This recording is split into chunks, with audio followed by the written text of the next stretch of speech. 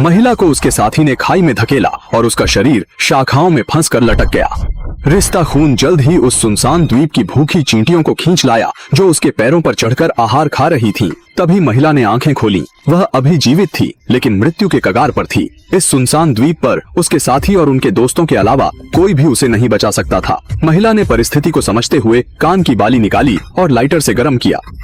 फिर एक ढेर सूखी घास को आग लगाने के लिए पेड़ के नीचे रखा। क्योंकि पेड़ का तना पहले से ही सूखा हुआ था, आग में पकड़ते ही जल्द टूट जाएगा।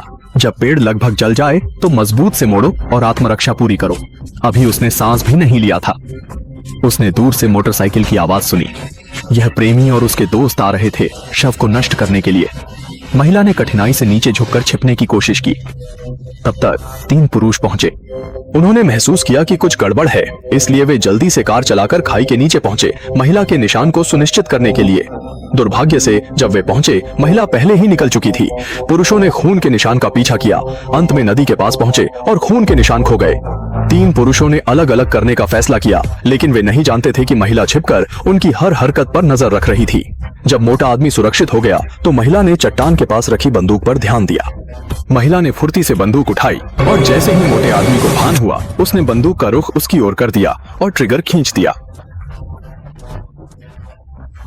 लेकिन बंदूक खाली थी। वास्तव में मोटे आदमी ने उसे फंसाने के लिए यह किया था।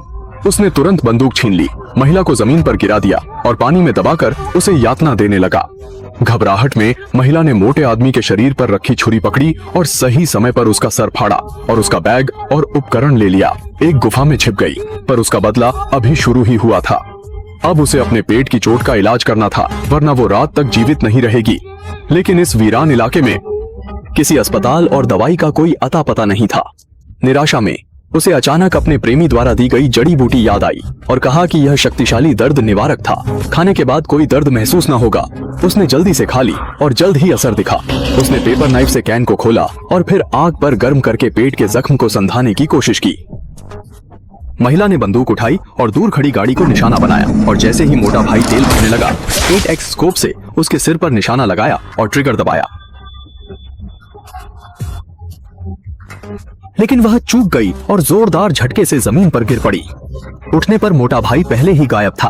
वह गाड़ी के पास पहुंचकर खून के निशान का पीछा करने लगा, पर खून के निशान अचानक गायब हो गए। उसने देखा कि सिर्फ एक टूटा हुआ जूता बचा था। महिला ने चारों ओर देखा, लेकिन वह नहीं जानती थी कि आदमी पहले से ही उसके पीछे घात लगाकर बैठा था। उसने गोली भरने की कोशिश की। दर्द से कांपते हुए बंदूक उठाकर निशाना साधते हुए वह सटीक निशाना नहीं लगा पाई। एक गोली ने उसके कान के आधे हिस्से का उड़ा दिया।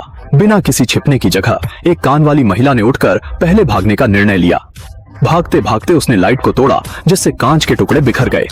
नासमझी में मोटा भाई उस कांच पर चल पड़ा। उसका पांव घायल हो गया। दर्द से वह पीछा नहीं कर सका, पर महिला को छोड़ने का इरादा नहीं रखा उसने।